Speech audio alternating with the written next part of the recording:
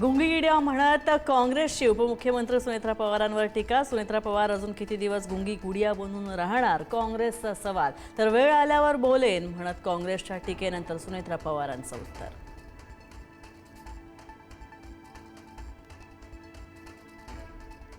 काँग्रेसच्या टीकेविरोधात राष्ट्रवादीचं चोख उत्तर। राष्ट्रवादीच्या कार्यकर्त्यांचं मुंबईतील काँग्रेस कार्यालयामध्ये आंदोलन, तर राष्ट्रवादीच्या आंदोलनाचा काँग्रेसकडून निषेध।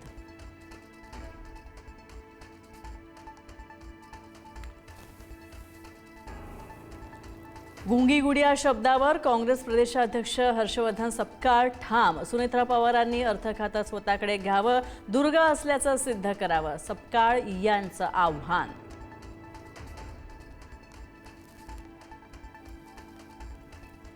भाजप नेत्यांची पोरं नातवंड म्हणजे जेन झी नाहीत। मोहन भागवतांनी आंदोलन केलेल्या विद्यार्थ्यांशी संवाद साधावा, राऊतांचं आवाहन। तर राऊतांसाठी आदित्य ठाकरे आणि अमित ठाकरेच जेन झी आहेत, नवनाथ बन यांचा टोला।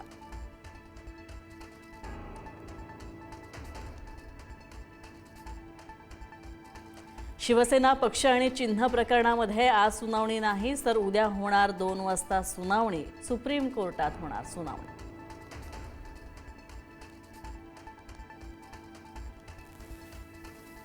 राज्याचे माजी गृहमंत्री अनिल देशमुखांच्या अडचणीत वाढ। मनी लॉन्ड्रिंग प्रकरणामध्ये ईडी चालवणार खटला। देशमुखांवर खटला चालवण्यासाठी ईडीला राज्यपालांची मंजुरी।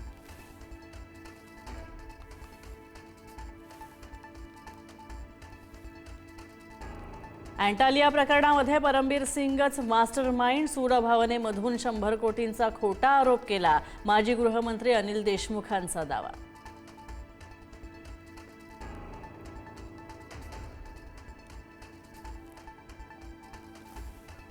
मुंबई पोलीस दलामध्ये कोट्यवधींचा वेतन घोटाळ्याचा आरोप। तब्बल 6 कोटी 41 लाख रुपयांचा अपहार झाल्याचा संशय। पोलीस कर्मचारी नसलेल्या व्यक्तींच्या खात्यावर वेतनाची रक्कम वर्ग केल्याचा आरोप।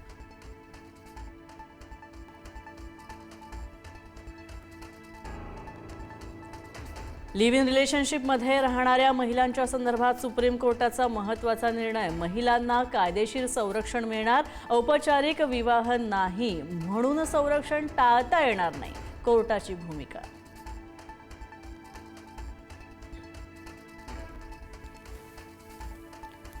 तामिळनाडूमध्ये दिवसभराच्या गदारोळानंतर डीएमके नेते स्टॅलिन यांची पोलिसांच्या तावडीमधून सुटका। अभिनेत्री त्रिशा कृष्णन संदर्भात आक्षेपार्ह घोषणाबाजी आणि टिप्पणी केल्याचा आरोप। तर उदयनिधींचे समर्थक आणि पोलिसांमध्ये झटापट।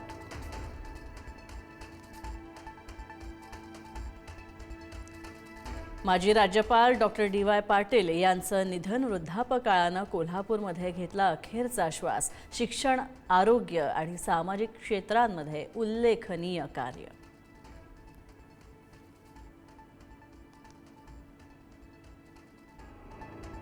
डी.वाय. पाटील यांच्या निधनानं समाजकारण, राजकारणाचा कार्यतपस्वी आधारवड हरपला। मुख्यमंत्री देवेंद्र फडणवीसांची प्रतिक्रिया, तर उपमुख्यमंत्री एकनाथ शिंदेंनीही वाहिली डी.वाय. पाटलांना श्रद्धांजली। लष्कर-ए-तोयबाचे 30 दहशतवादी भारतीय गुप्तचर यंत्रणांनी एजंट पाठवून मारले। लष्कर-ए-तोयबाचा दहशतवादी रिझवान हनीफ याचा दावा।